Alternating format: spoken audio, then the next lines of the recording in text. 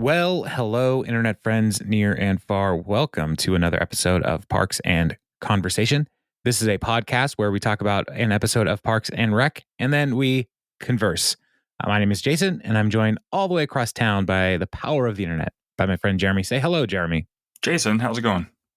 It is going well. How are you today, sir? I'm good. I am ready for part 1 of 2. This is a double. This is a double parter, and we split it up. Double parter? Yeah. Why not? Let's go with it. It's a two-piecer.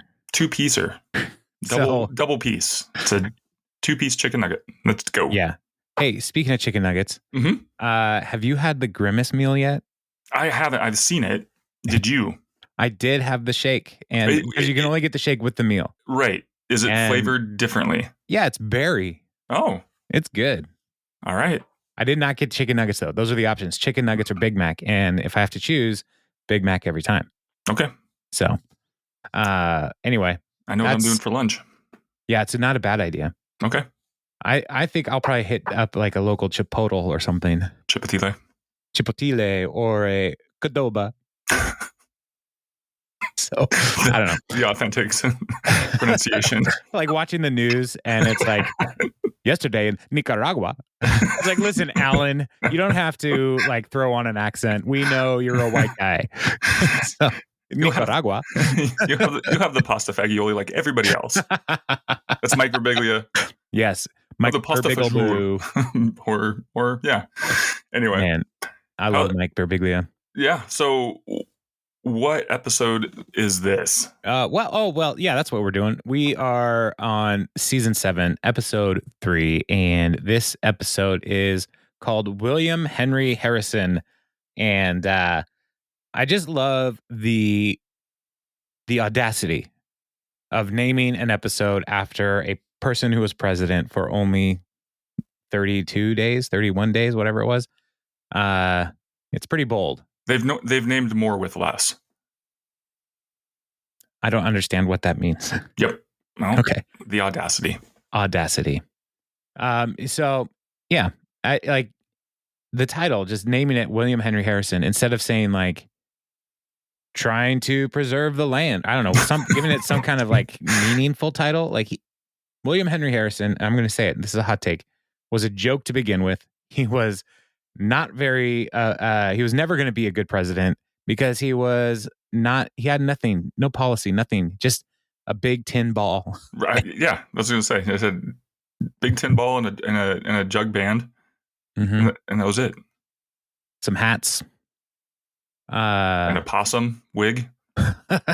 Yeah. So this episode is, Leslie and Ron are still trying to secure the land.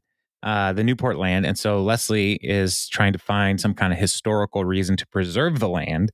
And Ron and his cadre are trying to find some kind of celebrity endorsement to like lean into why Gryzzl should get the land on their next Gryzzl dump. And so, so it starts out with Leslie hearing some people's pitches. Jeremy, before we get too far into this, what were some of your first impressions? The episode as a whole, it was fine. There was some funny bits, but it definitely feels like setup once we get to the end for the second part of the double parter. But yeah, I thought Andy was on point. And I love Gary was great. And then Ben's just purgatory bit was pretty funny. But overall, it felt much more again like a setup episode. So it's not, unless you're watching both of them back to back, it doesn't feel like a complete picture. How about you? What'd you think? I watched this episode and was easily distracted by my phone. So I kept texting you. No, it wasn't that at all. It was literally like this episode, like you said, it's fine. There's funny bits, but it is one of those things where it's like I just kind of know much like William Henry Harrison, it's meaningless because everything that I actually want to have happen happens in the next episode. Exactly. But I also think it makes that next episode that much better. I don't know. I don't know if it makes it that much better. As I do think the exhaustion that everybody is having with both Ron and Leslie and their feud, like that comes out specifically with Ben and Tom and Donna. Like Jerry's up for whatever. Andy doesn't really care. April and they've got their own angst. But like the three of those folks who are key parts of the parks department in the past, they see the frustration that they're causing each other and everybody around them. And so the cage match conclusion of this episode like becomes a thing. So trying to reveal that frustration, I think, is important. But at the same time, there was a lot of just like running around for no good reason, which is one of the most frustrating things in storytelling and like movies, that it's just like and RPGs. Yeah. Yeah. You go over there to get the thing to come back over here. Oh, you got to go back over there. You forgot that thing, and then to talk to that person, and don't forget to grab that thing and come back over here. Yes. Or in Star Wars. So I'm not crazy, like angry about what they did with the Star Wars sequels. Like I like to like things. So for me to be hypercritical about anything, it's got to be really bad. And so I generally like the Star Wars prequels, and I know that cancels me in a lot of people's eyes. But I think the dumbest part of the Star Wars prequels was not the rehashing of the characters, because guess what? Luke Skywalker's not that original of a character anyway. It's not the rehashing of characters. It's not even the rehashing of plots. The dumbest part of the whole thing is the stupid casino planet. It was so dumb and unnecessary. And the whole time it was happening, as soon as they went there, I was like, oh, this is because they're going to try to sell things to kids. And then, even then, there wasn't anything kid sell toy worthy in the whole thing. It's like, we're going to sell these kids some like Sabac cards. No. Nope. It's just dumb. They didn't even get any marketable IP out of it. Yeah, they didn't make the little extra robot, the BB-8 or whatever. That, I mean, it was a perfect opportunity to make a little slot machine guy that follows you around. Right. Yeah. Right. Or like sell brooms, because that's the end of the story. I hate that. That's that's funny. Just like a little force broom. It's a force broom. I know that happens well after the actual like conflict and events on the casino planet, but it's still, that's like the most meaningful thing. It's like, oh, that kid has the force. And we never see him again. I love the diagram of Parks and Rec and Star Wars people. I hope is large enough to keep people interested in this episode. Because we have gone full off the rails. This is all part of a meta commentary on what I'm trying to say about this episode. That's true. None of what I just said matters. Bring it. Well, we had to get there to come back to here. Yeah. So where is here? Here is in Leslie's office. Okay. As she is trying to get some people to tell her why they should preserve the land. And the first group, Jeremy, who are the first group that she is listening to? Oh, the Church of the Reasonableists. And tell me a little bit about the Church of the Reasonableists. They are the folks who love to hail Zorb. And who is Zorb? Sorry, Zorb, I was drinking something. I heard that. Yeah, like he's the lizard god of I don't know where exactly. I'm assuming it's somewhere with Jupiter. But basically, they feel that their land is sacred because it's the place where all human souls will be transmuted when Zorb the lizard god passes through Jupiter's sphincter. Hail Zorb. Hail Zorb. Yeah. So I don't know how they came up with the title of this person. He is a 9th level octo priest. So, like, is an octo priest like an 8 appendaged priest? I think there's only 8 priests. Okay, so he's the 9th level of the 8 priests. Sure. Yeah. So in each level, are there 8 priests? Yes. Okay. Okay, so he's at the 9th. How high do you think this number goes? It does. There is no. As long as you have the money, you can keep going. Oh, I see. So like it's a pay to play. Wait a minute. Yeah. Wait a minute. Are they making fun of Scientology? I don't want to say that out loud. Do you think they're going to fair play us? Should I be afraid? I'm going to call Leah Remini. I think we're safe. All right. Yeah. For now. I think our tens of listeners are going to not turn us into Miss Gavage. Zorp Corp. Zorp Corp. Yes. All right. So, so they don't go in with the Zorp people. But I do love that April knows how to play their game, and they have to say "Hail Zorp." Hail Zorp. Yeah, I love it. So Leslie explains her plan, and so then the next person who comes in is Leslie's her motto here, or battle cry: "Hold on to your straws, everybody, because Mama's going grasping." So then the next person is an animal rights activist, and he's the guy who, in the campaign season, was saying like killing any animal or should be a death sentence for any human. And so he is talking about the Indiana brown ant. And in 1980, there were 600 million Indiana brown ants in that forest. Today, there are only 595 million. At that rate, they will be all gone by the year 203,060. But like how he starts it, by 2030, 60. 60. And the big question is, who was counting all of those ants? Yeah. Like, how did they drop down to that 5 million, like, drop? I mean, could they have just moved? Yeah, maybe they're somewhere underground. Yeah. Ants do that. They do. I've seen the movies, A Bug's Life and Ants with a Z, which is terrible. That's a question. Which was terrible? Which of those was terrible? Which of those two movies do you like the least, and why is it both of them? You don't like A Bug's Life? It's fine.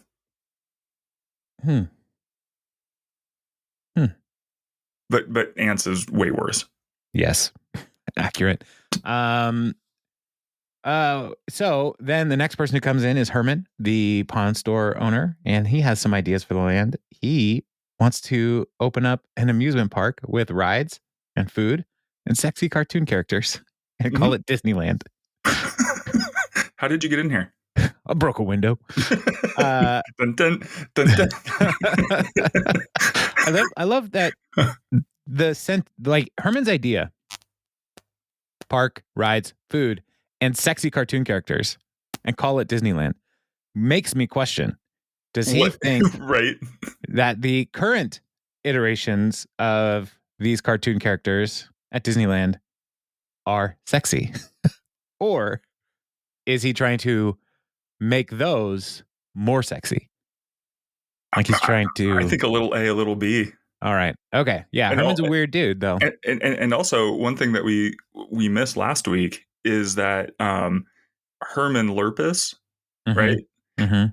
He is related to, somehow, we don't know how, he's related to the mortician. Because the mortuary was Lurpus as well.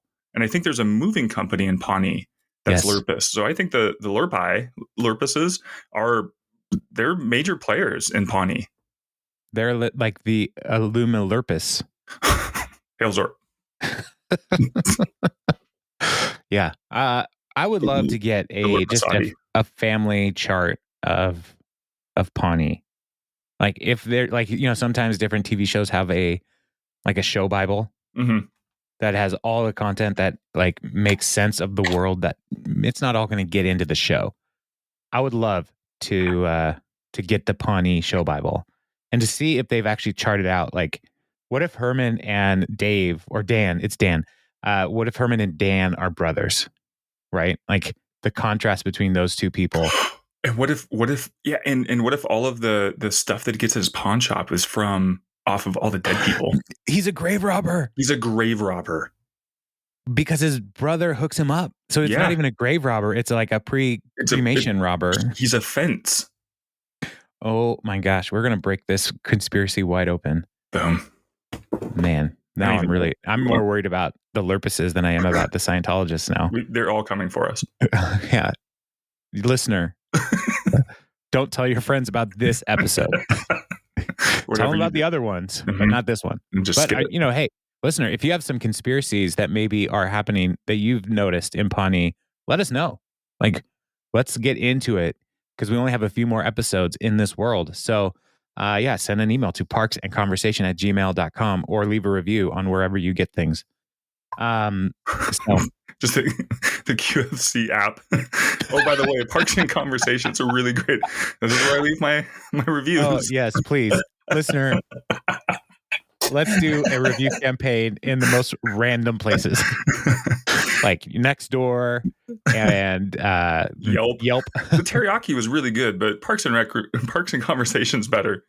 My only Yelp review is about a water cooler at a teriyaki place. Did they switch the hot water and cold water on you? No, it was just like a construction cooler, like a yellow igloo cooler. Yeah. That was it. I was like, I love this. And it was one of the dingiest but tastiest teriyaki places I've ever been to. As is the way. That's how it's supposed to be. The stickier the floor, the better the teriyaki. The stickier the floor, the sweeter the yaki. Oh, we gotta move on, man. You gotta make that a shirt. People are like, "What's yaki?" If you know, you don't want to know. So, after the credits, they're at the Gryzzl place, and we see that Roscoe is the vice president of Cool New Shiz here at Gryzzl, and he is going to use a whole bunch of words that don't make any sense.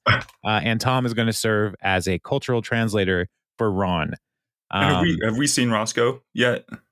Yeah, isn't he the guy who has been a part of Gryzzl all the way through? No, that was the guy from Workaholics. With the long hair. Yeah. So this is Jorma. This is from Lonely Island with Andy Samberg and those guys, and SNL. Yeah. So he is. He's a pretty cool dude. So he's on a walking treadmill the whole time during this meeting. So he's, basically he wants to bring them in to have a far out brain tornado, which sounds like a good idea. Yeah. So, they, want to get a celebrity endorsement. I just don't even want to deal with all of his but slang. I like how it's Britty versus Celebi. We should get a Britty. Like, what? You used the wrong end of that word. The front end. Yeah. Britty. So Ron is opposed to this because he prefers quality over flash, which is why he refuses to write his signature in cursive, which is important for later. So, and Donna's like, no, this is a good thing. Like the Nets wouldn't be in Brooklyn if it weren't for Jay-Z, and sales for Chick-fil-A went through the roof once Elton John bought them. Great joke. So yeah, they're probably open on Sundays then too. Finally. And which is actually one of the things that I kind of get annoyed with. Just like there are days where it's like, man, I would really like a spicy chicken sandwich from Chick-fil-A. And there's now 2 Chick-fil-A's on my way home. So and neither of them open on Sunday. No, it's annoying. So they so Tom and Ron and Donna are going to try to work out some celebrity endorsement with the for Gryzzl to pitch the land. And Ron points out that there's only 2 celebrities that he is amazed by, and one is Gary Knox Bennett. And he designed the notorious 16 penny cabinet something, and then a 5-bull elk that he saw by his shed and tried to shoot. And then Magnus is his name, and Magnus destroyed his meat shed. Magnus is a buck. Yeah, an elk. What did I say? You just said Magnus, elk. Like we knew who he was. Yeah, Magnus, the strong, because he was one of the strongest men in the world for a while. Magnuson. Oh, right. Mm-hmm. But Ron's goal is to someday wear Magnus as a jacket. So the elk, and Garrett, yes, the elk, not the strong man. Yeah. Gary Knox Bennett is a real person who is a designer, and his stuff is very famous in those circles or rectangles. I mean, often furniture makers use more rectangles and triangles. Triangle is the strongest shape. So then it cuts back to Leslie's office, and we see Andy and April talking about April's angst about the job. And so Andy's throwing out some ideas. What about an airline pilot? April says, I don't like heights. What about a submarine pilot? And she says, I don't like depths. So then they play a word association game, say something, and then I'll say another thing, and we'll see if that's a career. And so April starts. Jeremy, why don't you be April and I'll be Andy in this section? Okay. We're ready to go. This is complicated stuff, but let's do it. Red leather, yellow leather, red leather. Okay. Executive. Trampoline. Computer. Trampoline. Trampoline. Pass. Were you guys transported? Were you guys watching the show again? We're like, oh man, that was just like them. So April is very annoyed with Andy not being able to come with a word that goes with trampoline, like a trampoline. So then Ben comes into Leslie's office and says, hey, because we're doing this city point of sale thing, like we need to get a document, and it is in city limits. And so you and Ron both need to sign this, and it needs to be notarized. So can we go to Ron's office and take care of this? And Leslie is like, no, I don't want to be in the same room with Ron unless it's a police lineup. And I'm pointing him as the man who betrayed me. And then she'll say, that's him, Officer Ronald Swanson. Thank you, Leslie. That's the 5th crime you've solved this month. So she's thought this through. And then we find out that Jerry, who had a life scare a couple weeks ago, and Andy is so bored of the story as Jerry starts talking.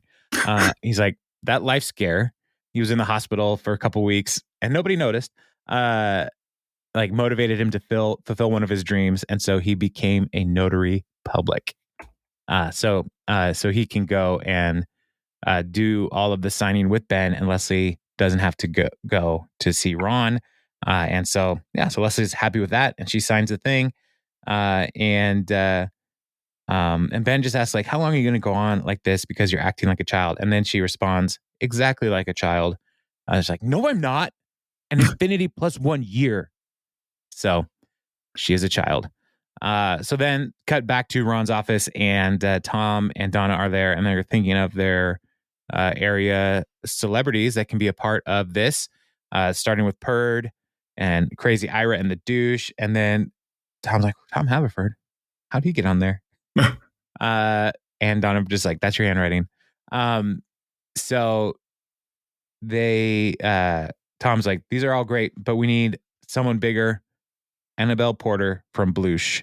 And Ron remembers her because she tried to mass produce his chair. Mm-hmm. And he's like, no, I don't want to be a part of anything she has to deal with. But we find out that Bloosh won the Pulitzer Prize for best top 10 listicle 2 years in a row. It's kind of a big deal. Journalism. Yeah. So Ron is kind of begrudgingly going to be on board with this. And then Bill Haggerty from the Pawnee Historical Society, who we saw last time when they were trying to stop the Newports from tearing down the murder gazebo. He's here to talk about how there may be some exciting news on the Newport Land, and it concerns William Henry Harrison, who was the first governor of the Indiana Territories and the president of the United States. And so Leslie is pretty excited because, he is a big deal in Indiana, but also people are a little ashamed because he didn't wear a coat at his inauguration, caught a bad cold, and died 32 days later. He's an embarrassing footnote, but he's our embarrassing footnote. Now, fun fact, this is not in the trivia, but it is widely disputed by widely, I mean by a few books that I read, that it wasn't his not wearing a coat that got him sick. He did get sick, but it wasn't because he didn't wear a coat. So he didn't anyway, use hand sanitizer. Exactly. He didn't wear a mask. No, it was other things. So what they are, debatable, but it wouldn't have been the coat. So what are some of those things? Well, now I'm curious. So like in the White House, the White House was nasty. Mm-hmm. It was gross. And so it could have just been the health conditions of the house itself, is what most people are saying. Like, it was not, like, Washington, D.C. is a swamp and nobody should live there. So it's one of those things where it's like, where at the time, as the city's developing, there could have been several different factors that led to him getting sick and then falling into pneumonia and dying in 32 days. And he was also old. So yeah, there you go. Yeah. It wasn't like he was just a young guy with a canoe. He was an old man, and he was frail, much like other people. But Bill Haggerty self-published a biography about Harrison, which is exciting. Anytime somebody self-publishes, it's like, oh, good for you. You paid a lot of money for that. But his title is Barely a President, William Henry Harrison's 32 Days in the White House. And so in his research, he found that there is a hunting lodge in the land that they're trying to acquire. And April's like, spoilers? Now I'll never read that book.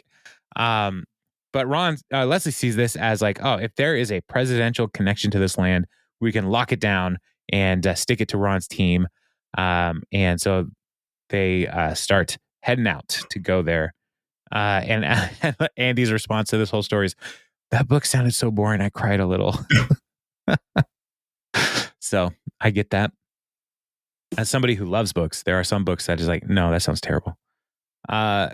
So they, and April, you're safe now. So then Ben is at Ron's office and he's like, I need you to sign this document and please sign it in cursive. And it raises a lot of questions if you don't. And Ron's like, no. And so Ron says, so what's Leslie up to?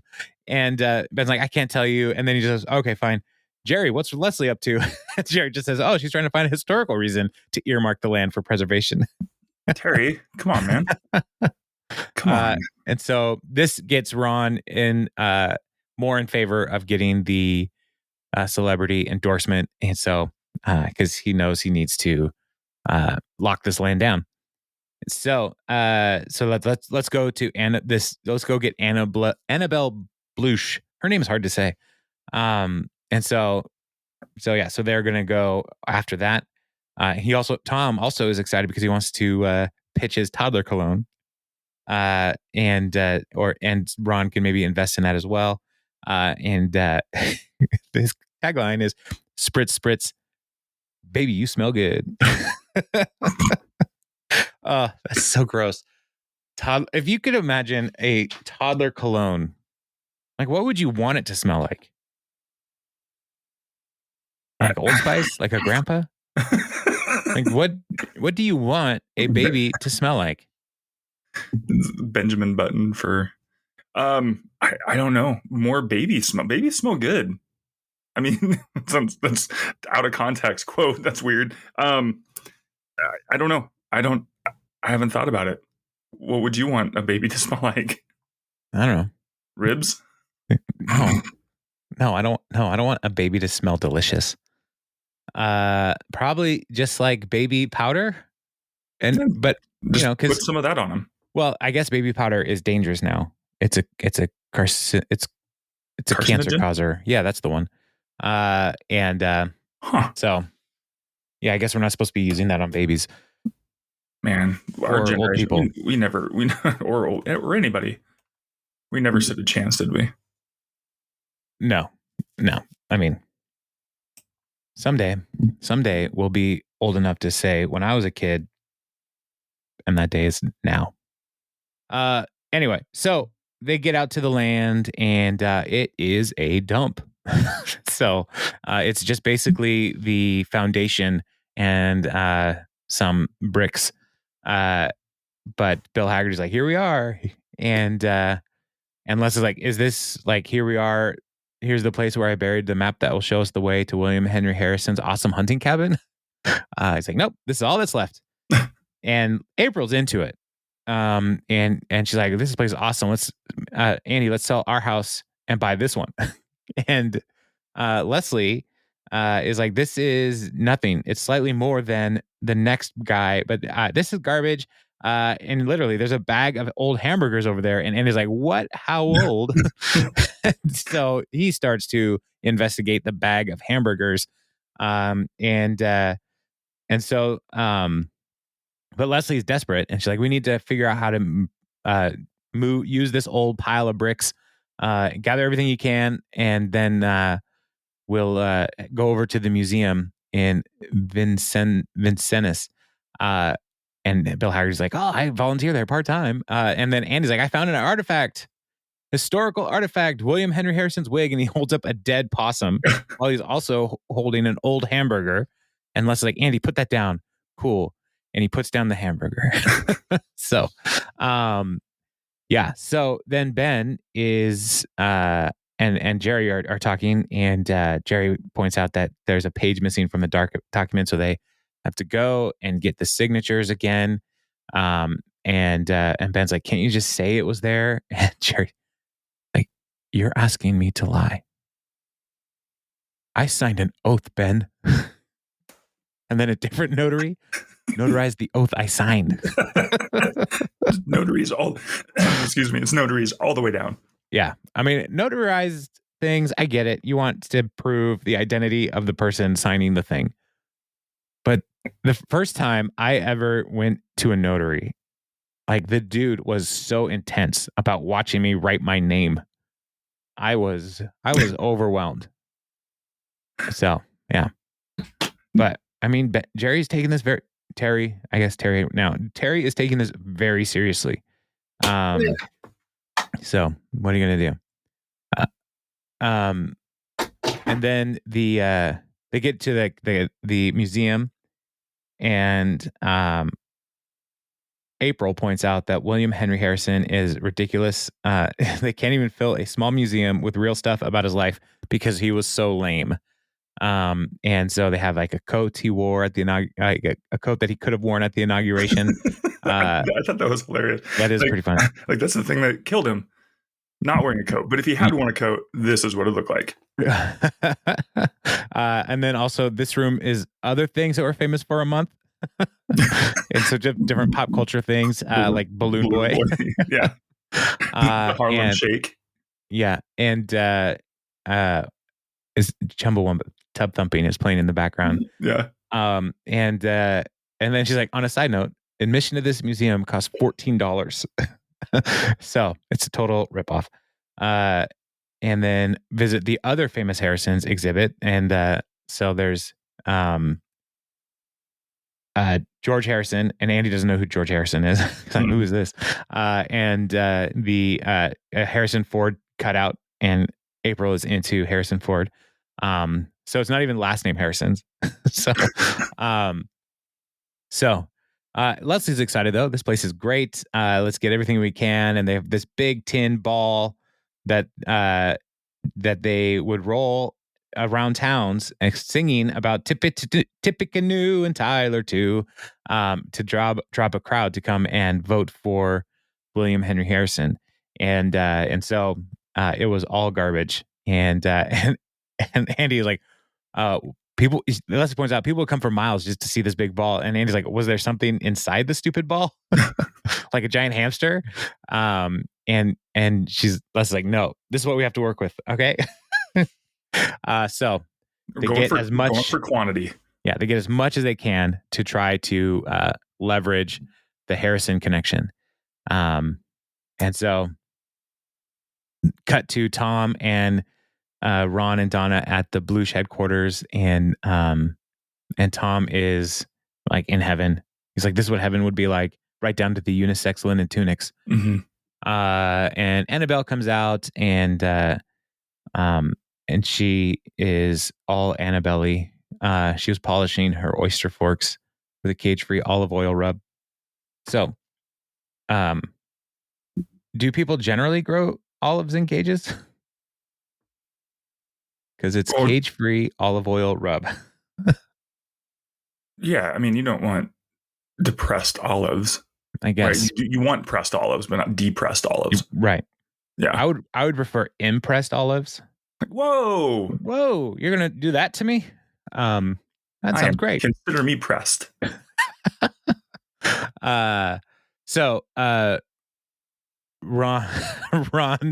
his response to Anabelle is like, apology accepted, and then I have no reaction to anything else you said. And Dawn is like, what's in right now? And Anabelle says, I'm intrigued by asymmetrical overalls, Angora toothbrushes, and locally sourced Italian flip-flops.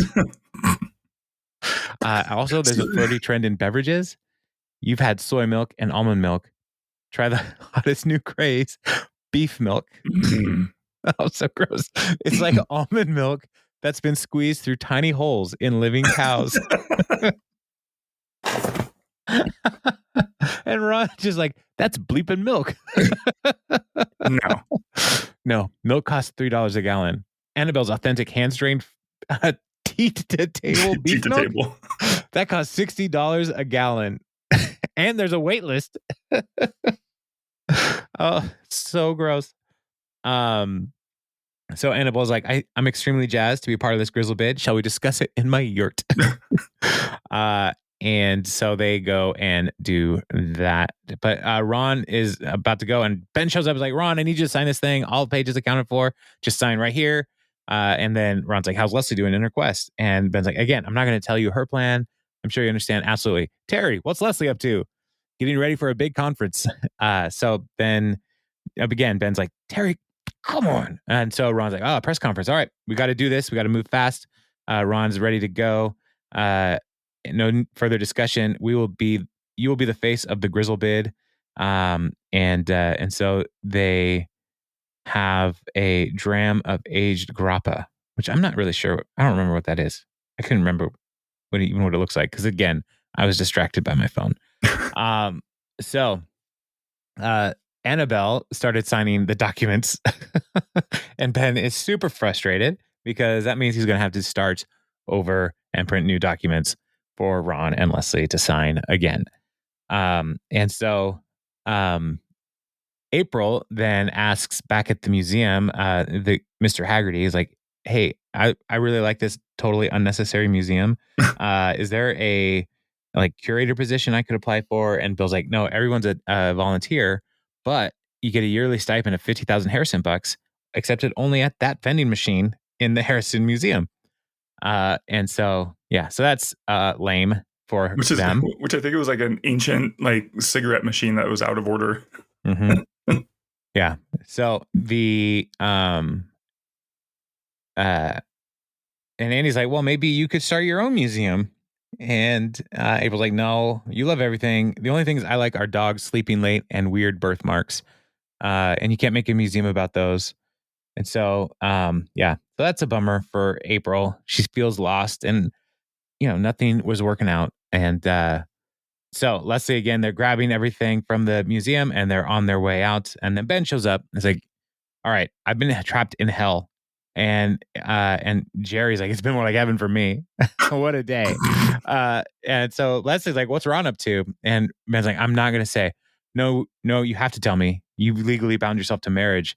And he's like, fine. They got Anabelle Porter to be the celebrity for their group. And Leslie's like, that's terrible. And so she's like, Operation Quantity needs a face. Does William Henry Harrison have any direct descendants in the area?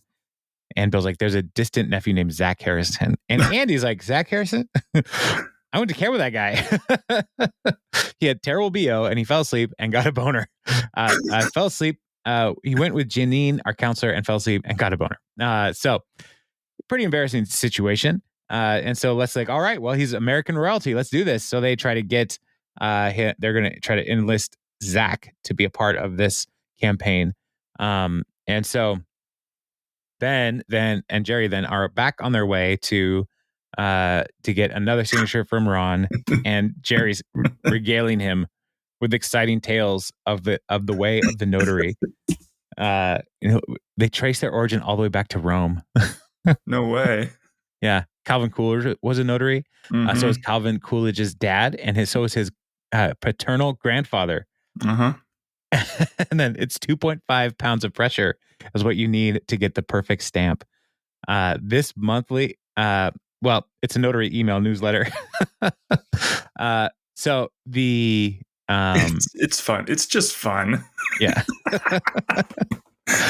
The thing about the way that Jerry talks about the 2.5 pounds of pressure to get the perfect stamp. Yeah. That is the way like coffee snobs talk about tamping the grind for the espresso shot. For espresso shots. You know, absolutely. Like, I was like, oh, that's mean. So as a fellow coffee person, yeah. Targeted. I also was like, my cup's empty right now, so I better go get that. So I did. So then Andy is like, listen, talking to April, like I'm thinking about what you said, and we made a list of all the things that I know you like. Playing with our dog, staring contests, and he's like, sex with me, etc. And then I lost the list. So I had to make a new list. I didn't have any paper, so I wrote it on my leg. And that's when my leg fell asleep. Okay. And she's like, would you just skip ahead a little bit? Well, what do all these things have in common? They're one-on-one. You like dealing with people or dogs one-on-one. See, don't make a list of things that you love. Make a list of reasons why you love them. And then we find something that fits that list. And he was like, oh, you're the best husband ever. And so, Andy with the life hack right there. Yeah, it's a good solution. Good job, Andy. Good job. All because his leg fell asleep. And so then they find Zach and he's like, you wanted to meet me about a press conference? Like, yeah, hi. You are Indiana's last living link to this great man, William Henry Harrison. And Zach's like, look, I don't think you should make a big deal about this. I just happen to be a descendant of that guy. You could be the descendant of George Washington. I wouldn't know. And I was like, do you? He's like, no, it's hypothetical. Could it be possible? And the answer to that is no, it could not be possible because George Washington did not have any children. So he has no direct descendants. So that's really something to think about. I've always thought that we had similar jawlines. And this guy Zach Harrison is played by Tim Baltz, who he's in The Righteous Gemstones. If you haven't, I don't know if you've watched that or not. And also Shrinking. I have not seen that. Well, what else haven't I seen? That he's been in? Yeah. Or anything. I don't know what you haven't seen. Make lists. Make lists? Hold on, let me find a list of and then try to figure out why I haven't seen them. Let's not make a list of things that you haven't seen. Let's make a list of why you haven't seen them. Yeah. Mainly because of distracted. So put your phone down, man. I'm trying. What were you saying? I was looking at my phone. So Here, Leslie, I'm going to text you. Hold on. Leslie's like, it doesn't matter anything you say. We need to go in there. So head in there and be presidentially descended. And so they head in. And as they're going in, Andy's like, Zach, Camp Wamapoke, you got a boner. We'll catch up later. And then Ron shows up and he's like, we're setting up for our press conference, which will take place immediately after yours. And Leslie's like, you can't do that. And they were like, do you want me to bite him? No, ignore them. And we're starting in 10 minutes. And Ron is getting ready. And Donna's like, you didn't say anything about Donna says to Ron, you didn't say anything about ambushing Leslie's press conference. And Ron's like, I didn't think it was relevant. And so Tom is like, come on, this isn't cool.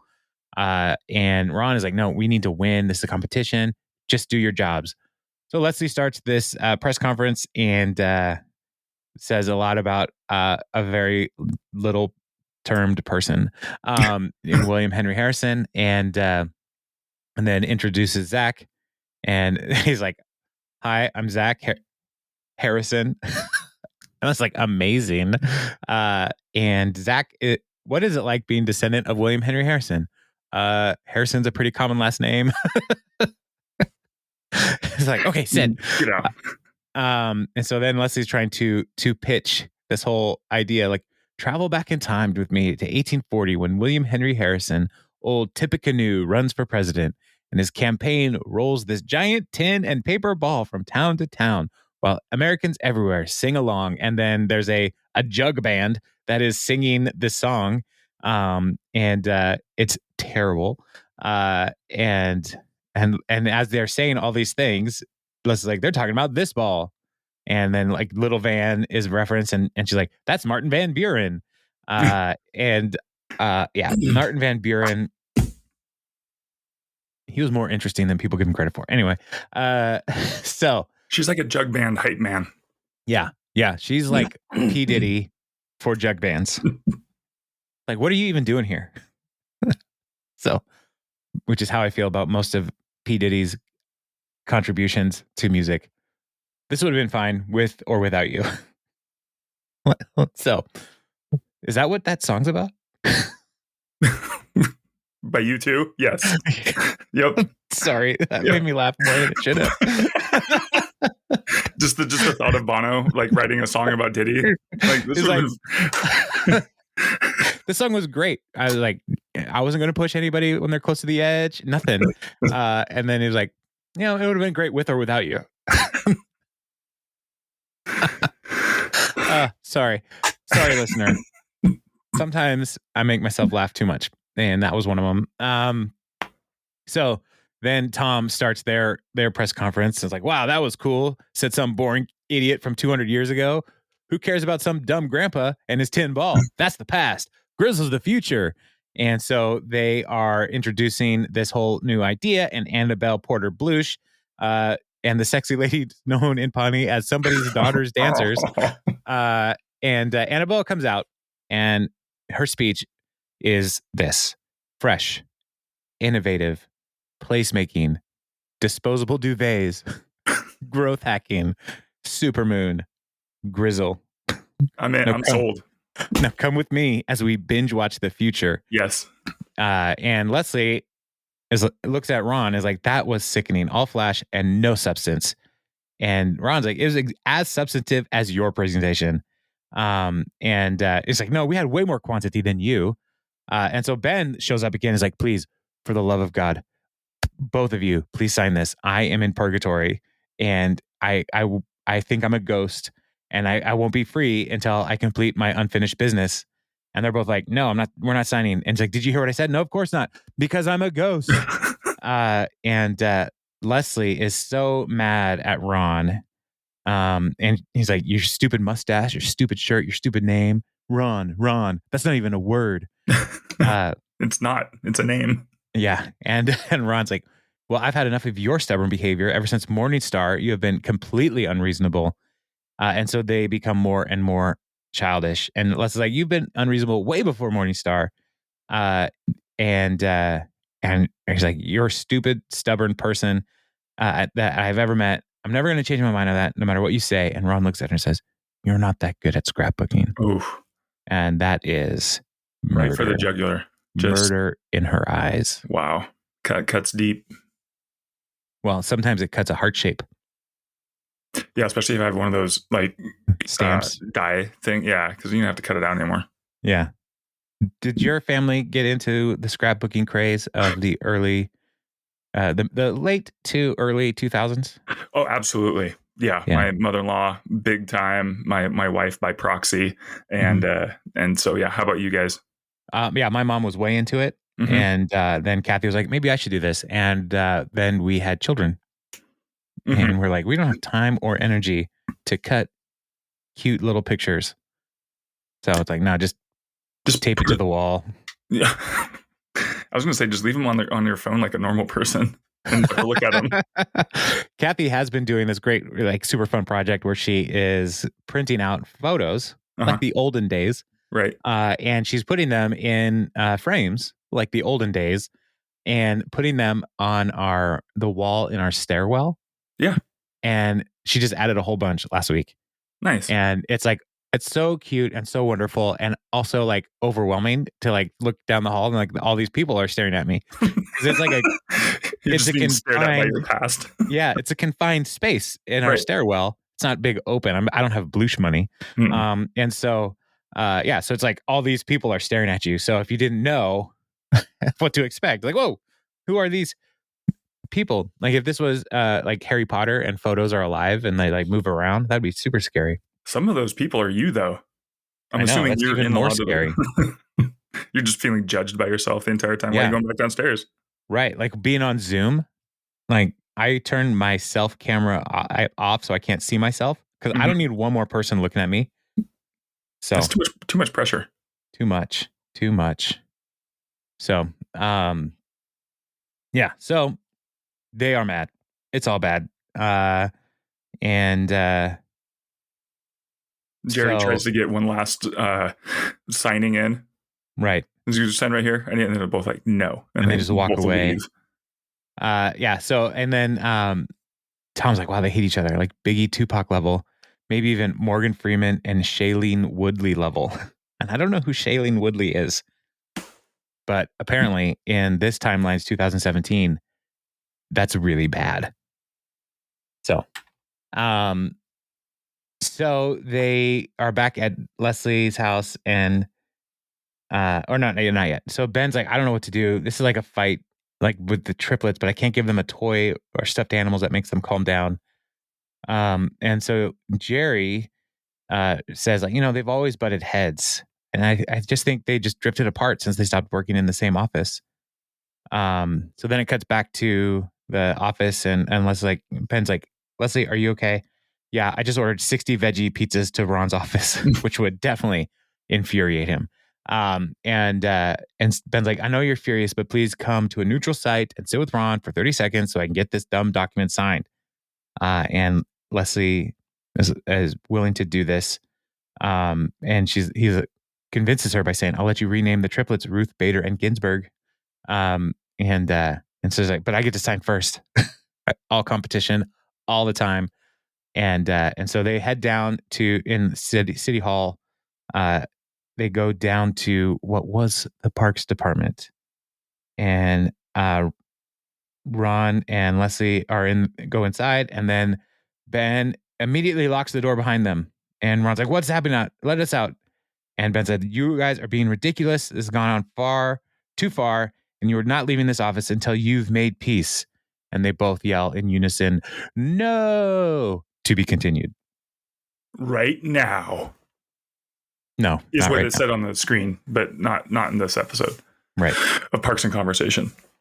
Correct. She was in she as in Shailene Woodley was in the Divergent series. That was her big kind of claim to fame. She's been in a lot of stuff. But like Divergent and I don't know what the other ones are. I don't know, they were out like the first one I think was out in 2014. All right. There you go. That's I didn't see any of those. Maybe they were maybe they thought that she was going to be the next big thing. Yeah, or Divergent was produced by Universal, which also produced this, and they're like, maybe we should try to get a little bit more eyes on that Universal property. There you go. I bet that was what it was. So many things being cracked today. Well, I think I believe this episode was rated at 7.3. I don't believe that anymore. I know that because I just saw it on the screen. But again, it's a setup for the next episode, which ties for the highest rated on IMDb. Leslie and Ron, which is the second half, 9.5. It is. Rivals only the finale at 9.5. The two 9.5s in the entire series. And the next one's coming up next week. Man, it is an excellent episode. So, yeah, I'm excited to talk about it. Listener, I hope you're excited to hear about it. Send us your Parks and Recreation conspiracies. I really like that idea. Thank you. I'm good for a good idea every once in a while. Yeah. But, I don't try to like impress people with like how many good ideas I have. I'm not like keeping a list. Even a blind pig finds an acorn once in a while. Is that the expression? There's no way to know. Well, Jeremy, this has been a journey through history and the future and the past. Supermoon. Let's binge the future together. Which technically, I mean, if you think about that expression, binge the future together, we can only consume the future together as long as we exist, because the future will happen to all of us. However, we cannot binge it because it happens to all of us at the same increments. The only way we could binge the future is if we were to time travel, and one person would get more future than the other. However, the getting more future